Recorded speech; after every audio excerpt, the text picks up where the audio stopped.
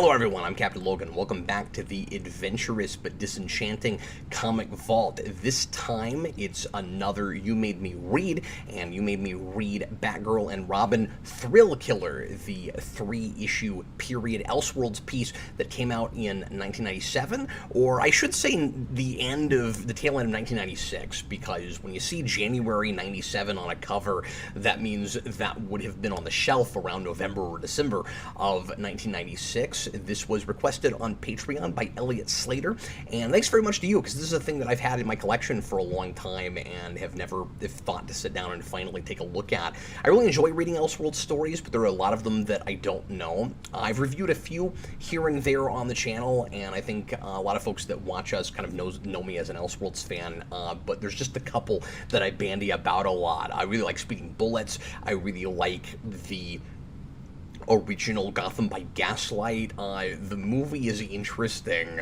but I don't think quite stuck the landing. I always thought that story needed to be longer and more developed, and I'm glad that movie did that, but to varying degrees of success.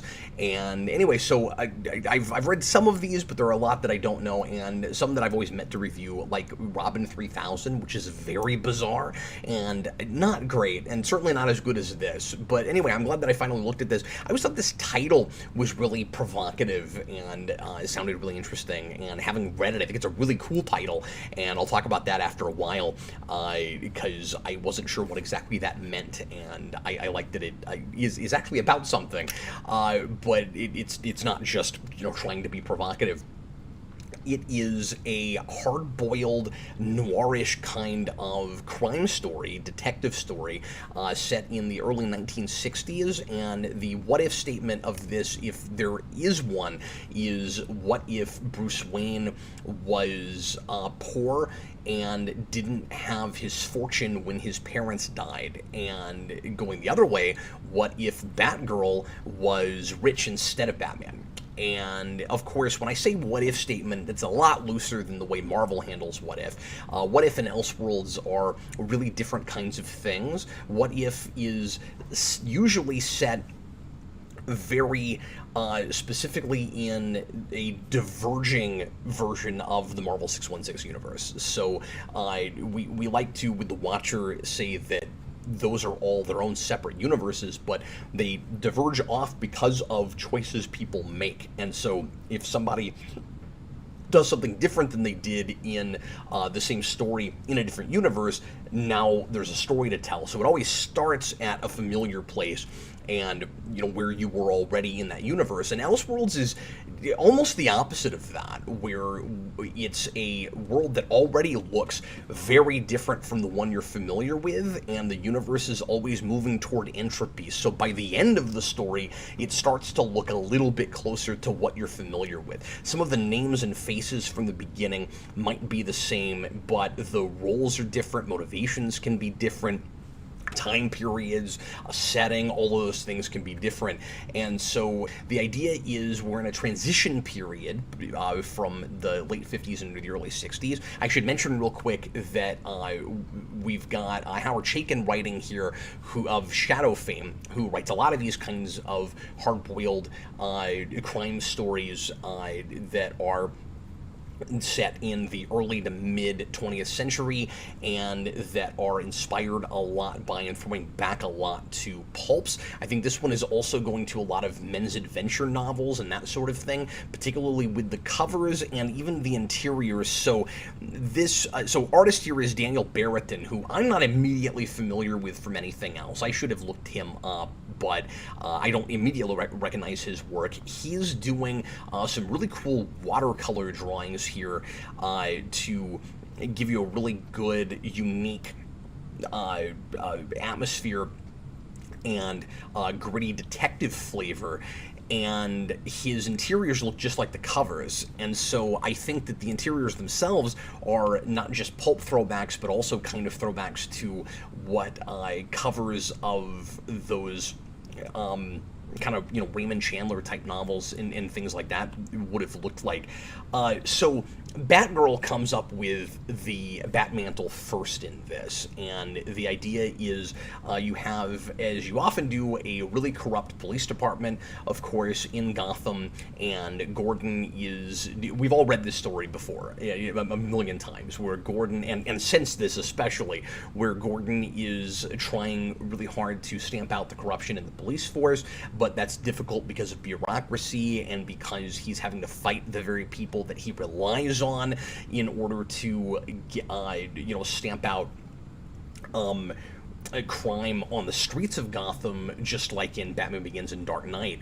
And here the idea is that he is given another task on top of that. He's told that he has to catch Batgirl and Robin because they are creating too many problems right as the city is trying to set up this new business sector, this new Gotham Square type thing, and a plaza.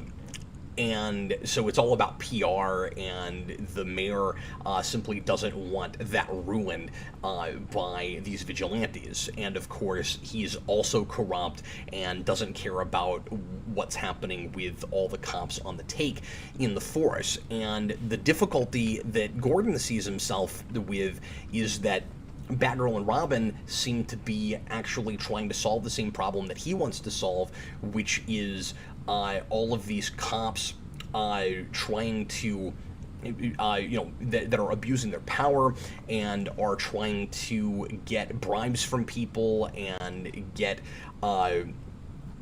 and they're basically acting like mob enforcers, where they go to businesses and they say, you have to pay us for protection, and they're the cops. And he's trying to stop that problem, and he doesn't like the vigilantes either. He says that Batgirl and Robin are clowns, which is somewhat ironic given that we are going to have a version of the Joker in this, and she's very strange. We'll talk about that in a little bit.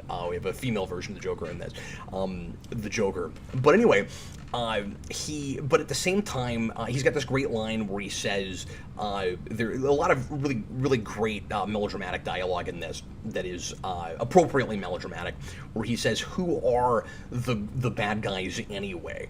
Where he discovers that Batgirl and Robin are always going to are always where these bad cops are, and that's the thing that they're trying to stop.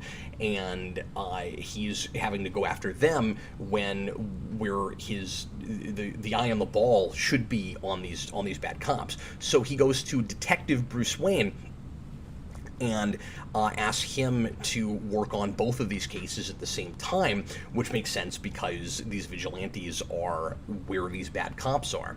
And Bruce didn't become Batman here because, again, he does not live in Wayne Manor. It is somewhat conveniently owned by Barbara Gordon in this, which is a little strange, and I'm fuzzy on the details of how exactly that happened. Let me say, too, back up a minute and say that my biggest complaint with this series, my biggest criticism, is that it's just not quite long enough. On a second read, it's a lot tighter than I realized it was on first read. Setup and payoff is really good. We're establishing a villain plot, for instance, for the female Joker, who I'll get to in a minute, where she's going to try to frame Bruce Wayne for killing Robin and Batgirl, and I had forgotten on first read that was set up at the beginning, and the ending felt a lot less rushed to me on another read, but I still think it should have probably been at least 4 issues, because there's a lot of background stuff that I'm just not quite fully understanding, and one of those is just where Barbara's fortune came from and why her father doesn't seem to have that. So I don't know if it just came from her mother, and because Gordon and her mother were split for several years before her mother was murdered, and the reason that Barbara and her father don't get along is because she blames him for her mother's death to some degree, not because he caused it, but because he didn't do enough to, she thinks, to track down the man responsible. And that is not dealt with in this in this miniseries. We don't ever know who did that. I wonder if that's covered in the sequel, which came out the very next year, and I've not read that either. And I think that's all that was ever done with this, unless there's more stuff under another name and I'm not aware of it. But you have Thrillkiller, pardon me, and you have Thrillkiller, I think it's called 61 or 62. This series is set in the year 1961. And it's somewhat about, or at least it seems like it's going to be more about this than it is. I kind of wish it dealt more with these ideas, but the background of this is supposed to be, we're in that transition period between the McCarthyism of the 50s and the space race kind of more optimistic period of that we're about to get into of the 60s. And of course we know that by the end of the 60s it kind of turns back around and becomes a little bit more, maybe quite a bit more pessimistic again. The late 60s are a really violent, difficult, unfortunate time for our country. So Barbara owns Wayne Manor, and she doesn't live there. She uses it as kind of a front. We're told through the third-person narrator. We have a third-person omniscient narrator here, by the way, who initially I thought was maybe going to be revealed at the end to be a journalist or something, the way the prose is written at the beginning, and then it turns out that it's more or less just the kind of narration that you would get in a detective novel. And anyway, so she doesn't live in Wayne Manor. It's said to be a mask, just like Barbara Gordon is for Batgirl, or Batgirl is for Barbara Gordon, depending on how you want to look at it. It seems like we might have some retconning between issues, or we're just not consistent with the details, but I can't tell if it's actually contradicting itself or not. I'm a little confused, where in the first issue, we have an actual honest-to-God Batcave, and we're told that, I thought, it seemed like the idea was that Barbara's mother had somehow gotten her hands on the mansion because she was rich, and the Waynes lost all their money in the Depression, and when Bruce Wayne's parents were killed, so he still has the same motivations. Bruce Wayne will still become a cop for the same reason that he became Batman, but he doesn't come up with Batman because, again, he just wouldn't have had the resources to do that, and so he goes on to the police force because he is penniless when his parents die. But we're told that that they have a Batcave, under the mansion, and Robin, and we see it here, and in a really cool full-page spread, and Robin's like, I don't really get why you don't just live in the mansion, and if you're not going to do that, and we just live down here, why don't you, just get rid of the mansion, or do something else with it? And then in the, and again, she says, well, it's my mask. I have to keep up appearances, so that's why I have that. Everybody thinks that I live in the mansion. And then, and they are, by the way, I'll get into this a little bit more later, but I'm sure you're wondering how they even get together if you've not read this. Dick Grayson and Barbara are lovers in this. They are close to the same age.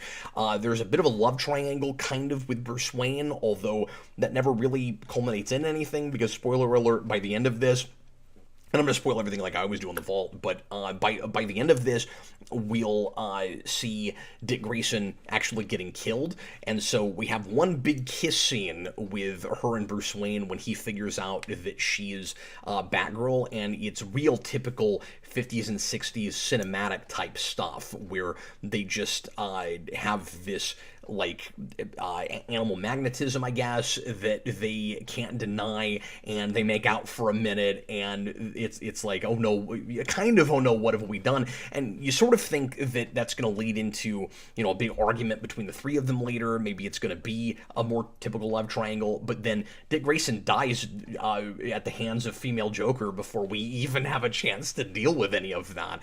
And so I wonder if they'll actually be together, Batgirl and Batman in the second book, or if they keep it strictly professional because of her former relationship with Dick Grayson. But nobody worry, it's not icky or anything. They're all really close to the same age.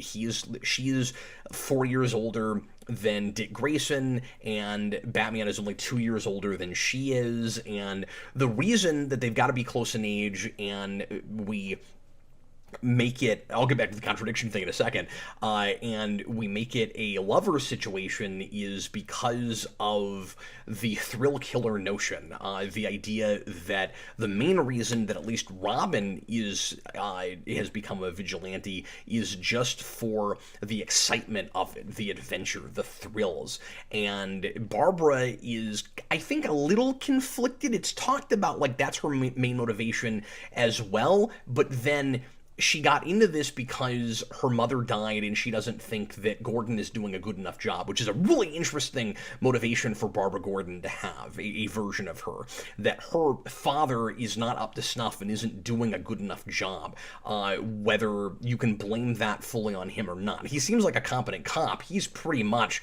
you know, standard Jim Gordon, but the problem is, again, he's working in a police department that he doesn't trust, and that ties his hands behind his back and doesn't really let him do the job he's there for, because it's all about the bureaucracy and they're not actually interested in stopping crime so much as saving face.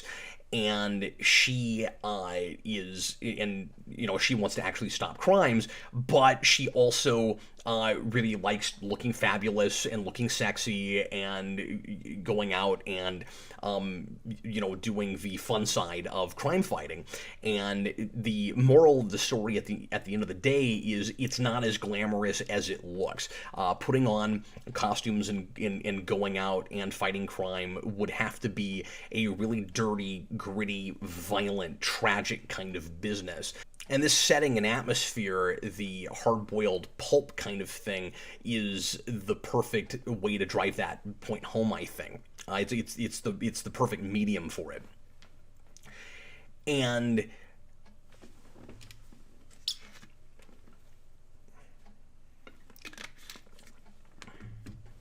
the Thrillkiller himself is Bruce Wayne. He is given the job, again, by Jim Gordon to A, apprehend the vigilantes, but B, try to bring down as many of these bad cops as possible, even though he is a cop. We don't have that Dark Knight thing of, I'm not a rat, I'm not going to rat on any cops. These guys are perfectly willing to do that. So the dilemma here is, how can you be a cop under these kinds of corrupt conditions and actually do the right thing and help people? And it's the best argument that I've seen, and I've seen this in, of course, some other things, but it's always a really good argument for the idea of vigilantism, that this might be the only thing that you can rely on in this extreme of a kind of situation.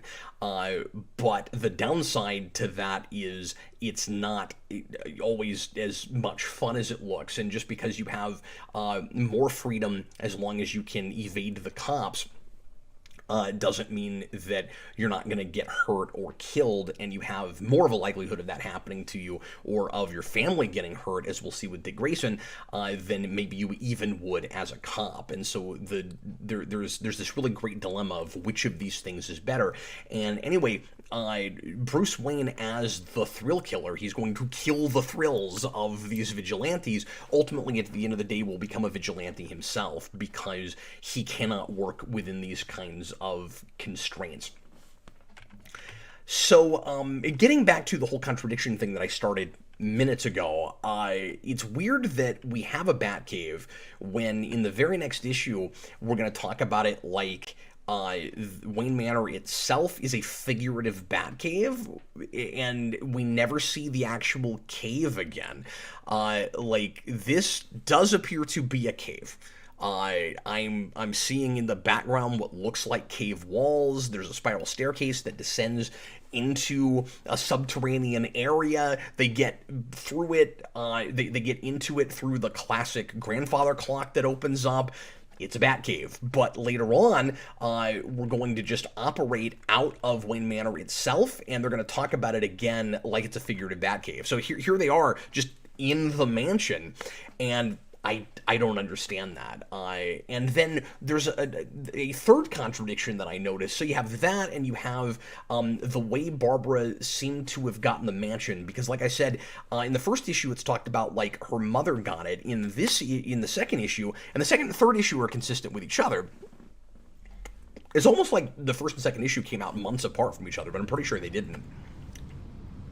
But in the second issue, it's the idea is that she bought it up intentionally so that she could save face and use it as a front. And then the third thing is, we're told in the first issue that Bruce's parents were killed by their former servants. So the depression happens, and they lose all their money, and they have to fire all their servants, and then they're murdered by them, which is interesting. But then later, it sounds like more of the classic situation where they're maybe just killed in an alleyway somewhere. We don't actually know where Bruce's parents were killed, but it's talked about in the second and third issue both, like it was just a, random kind of, gunning that happened. And I'm like, but what happened to the servants? What was that about? And then at the very end of the series, Barbara has invited Bruce back to the mansion. They're living there now, or at least they're operating out of it, and we finally reveal Alfred. Apparently he's been around all this time, and he's like, welcome home, I'm glad you're back, Bruce. And he says, thanks, Alfred. And I guess Barbara has maybe been in touch with him all this time, or he's still a fixture at the house. And I'm thinking, but we were told in the first place, and I can't tell if it's been retconned or not, if it was like the servant, because, you know what, I said gunned down in an alleyway. I'm remembering now that we're actually told that it was a holdup. So that doesn't necessarily contradict the servant thing, but it's never explicitly mentioned again. So I'm like, okay, was it servants that showed up and held up the mansion and then ended up killing the Waynes? And then at the end, Alfred shows up, and I'm like, everybody look out, because I don't know if I trust Alfred after we're told the servants murdered the Waynes. I don't know what I'm supposed to take from that. Like, it reads in the moment, like, again, the universe is coming closer to entropy. Like, it's looking more and more like the DC universe that you're used to, and you feel safe now, and oh yay, Alfred's here. And I'm thinking, man, there's a part of me in that second series, I'm gonna read that is kind of hoping that Alfred at some point turns against Bruce Wayne, because he actually was the one who murdered his parents. I could not help but think that. I thought that was very strange. So anyway, the crux of the conflict here is, of course, Bruce trying to hunt down the vigilantes, and the vigilantes trying to stop the bad cops. And when the big mob boss, who is the female Joker, gets wind of this, she's trying to also take down the vigilantes and kill two birds with one stone by, like I said, trying to pin the whole thing on Gordon, which she attempts to do in the third issue. And she is basically just a kingpin type. She's not really the Joker, except that she has Joker makeup and she wears purple and she smiles a lot.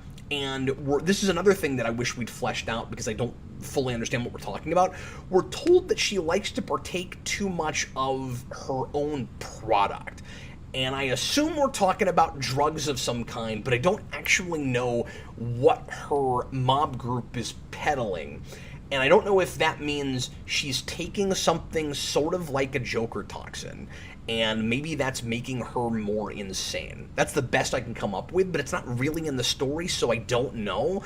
All I'm really getting from it is she has this major vice that holds her back to some degree, but isn't really used as a major weakness in this, so it kind of doesn't matter. It's really easy to kind of, at first read, I kind of skipped over. I kind of missed that. And on a second read, I went, I wonder what that was even about. It doesn't really factor into the story that much. And she's really just a master manipulator that has the whole city under her thumb, and nobody realizes it. And again, in that way, she's a lot more like a kingpin type. She's closer to a Penguin or a Black Mask or something than she even really is to the Joker. And I wonder if in that second series she'll become more manic and more, explicitly psychotic, and will be more about chaos, because she's not that here. And she's really menacing, and she's got a lot of presence in scenes, and she's doing that femme fatale thing where she's using her, feminine wiles to get what she wants, like Batgirl says in Batman and Robin. I don't know why I went there, but she's really seductive. She exploits her own sexuality, and that can be seen a lot in the artwork too. And this is one of those things where, with modern sensibilities, I'm sure some people would look at this and go, "Oh, we're over-sexualizing these women. That's really bad." But it's very genuine. It's very authentic to these kinds of stories from this period and pulp art, and she is and again, these characters are not just being exploited in the panels for their own sexuality, but I mean, there's a lot of really revealing stuff, and it's shot very sexually, but they live in a world that's dominated by men, and they're using those things to their advantage, certainly, particularly the female Joker. And so anyway, this is my favorite panel in the whole piece. The reason that Barbara Gordon comes up with the mantle of Batgirl is because her parents her mother is killed in a pool of blood that ends up being shaped like a bat, and that gives her the idea to become Batgirl. I think it is a haunting, tragic, but beautiful image, and it's kind of a strange idea that you would see a bat in the blood, and that would give you an idea for Batman, and then or for Batgirl, and then you would also conveniently buy a house that is above a bat cave and there's bats there, as opposed to the bats from the cave giving you the idea in the first place, like we usually do it with Bruce Wayne. So that's a little easy and convenient, but this is a real heightened melodramatic kind of piece. I'm gonna give it some of that. It's kind of worth it just for the image. And there was a part of me that didn't want anybody to mention that it looks like a bat, because later Bruce starts to put everything together, and he, being a good detective, figures out that she is Batgirl through some circumstantial evidence, one of them being, well, the blood pooled like it looked like a bat. And I'm like, it's kind of on the nose to come out and say it. It would be cooler if it just looked like that when we moved on. We're like, that's just done for the sake of style, and it may not have actually physically, literally looked like that. But then that also gives her the idea, and I do kind of like that, even if it's a little convenient. So we also have Catwoman here, and she is a lounge singer and maybe not a full-on stripper, but she is an exotic dancer. Kind of, this pulls a little bit from different classic Batman places, I think, like Year One.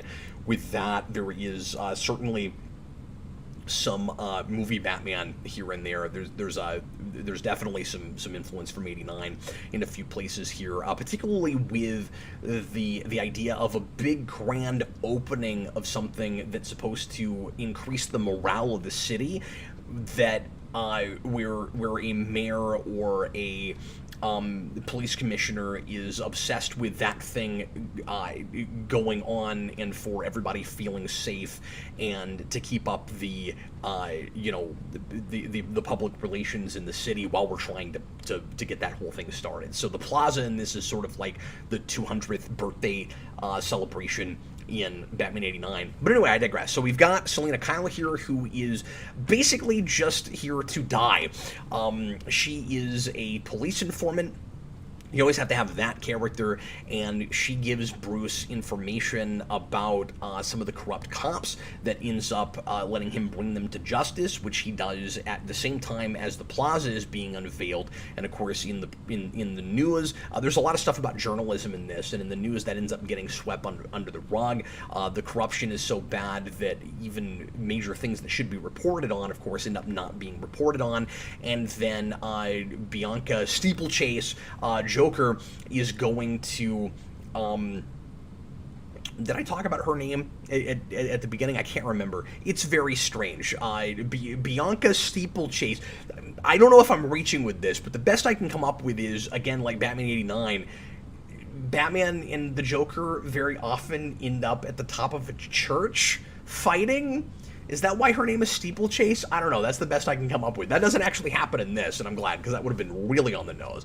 But anyway, she has this 1-2 punch where the female Joker, Bianca Steeplechase, where she is going to get Selina Kyle killed at exactly the same time as Dick Grayson's parents are murdered. And this is really important because Dick Grayson doesn't have the same motivations for becoming Robin here that he usually does. That happens later, and then he wants revenge on the Joker, and it becomes that Batman Forever thing where he's just obsessed with trying to get his vengeance and killing her. And then by the end, again, there's going to be a poison kiss from Steeplechase that is going to kill him, and the tragedy of that is what will bring Batgirl and Bruce Wayne together and have Bruce Wayne following Batgirl's footsteps instead of the other way around, which is really kind of cool.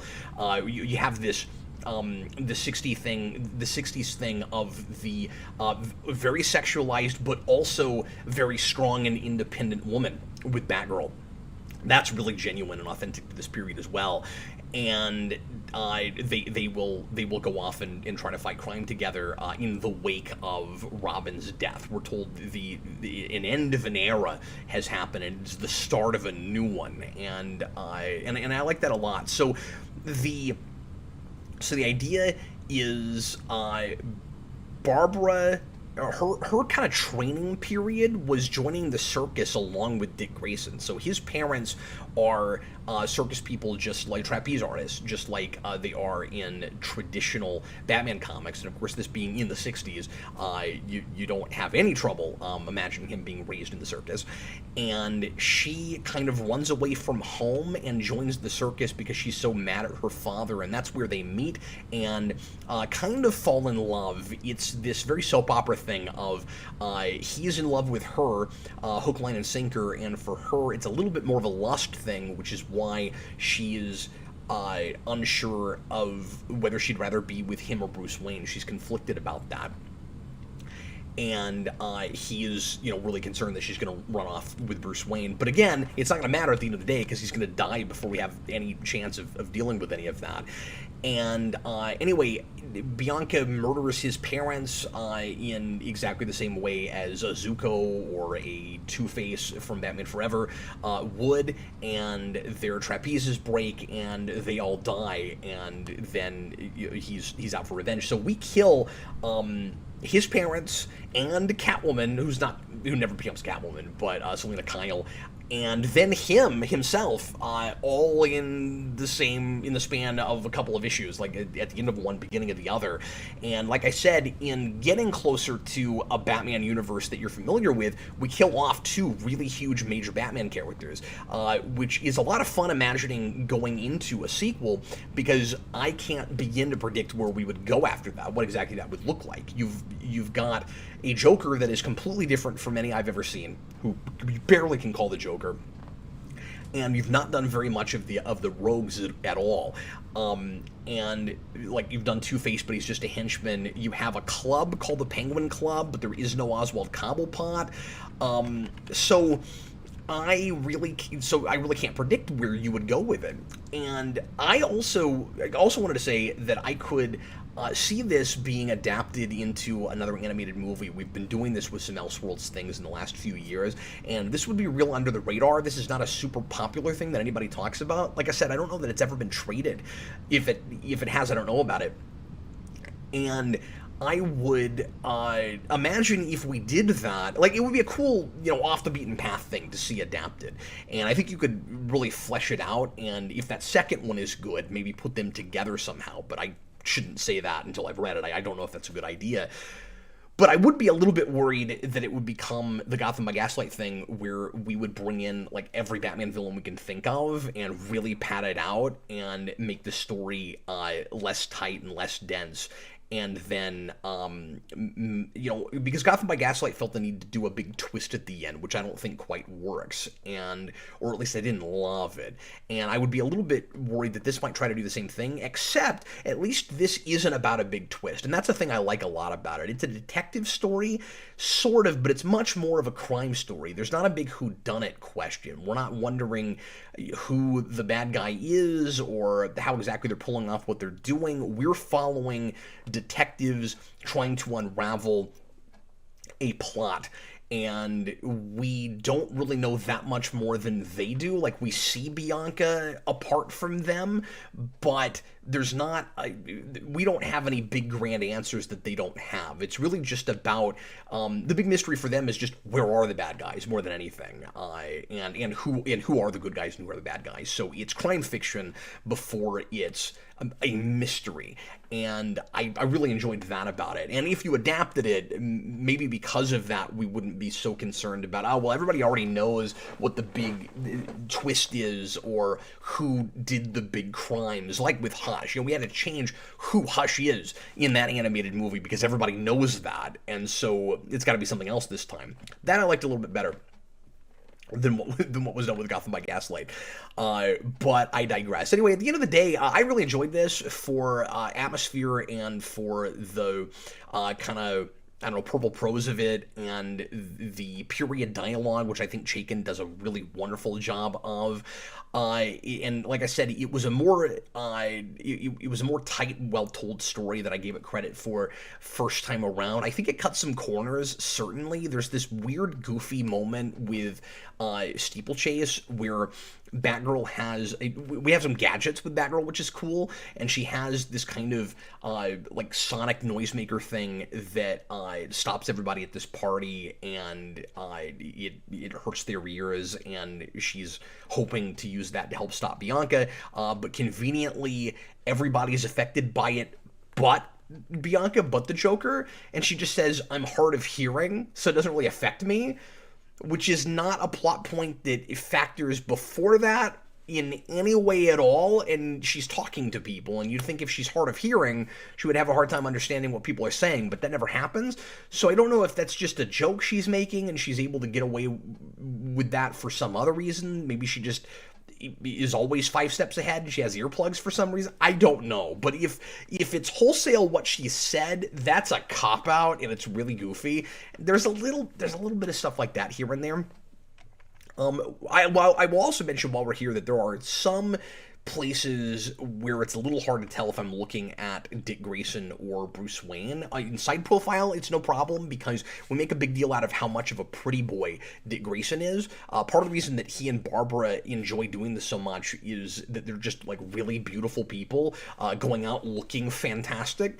And he said to have an Elvis haircut, and he looks kind of like Elvis. And so when you get him in side profile, I can tell the difference. But because he and Bruce are drawn to be as close to the same age as they are, they're like 5 or 6 years apart. But they don't always look dissimilar enough. And on at least a first read, I was like, okay, am I looking at Dick or am I looking at Bruce? There were places where I couldn't totally tell. But I liked this quite a bit and am very interested in looking at another one. Like I said, I think the big takeaway for me thematically is just this idea of the Thrillkiller, of the Batman who becomes Batman because he tries to go against the vigilante idea and realizes that it's all he has. He finds the necessity in it. It's a really good argument for Batman's methods in like I said, such an extreme city like Gotham, and I really like the argument that he has about whether achieving justice is even possible in a place like this, especially through, regular legitimate channels. Anyway, if you've read this, leave me your comments and let me know what you thought about it. It was a lot of fun to read, and I will try to tackle the second one at some point after I have read that. So thanks again to our requester this time, to Elliot Slater.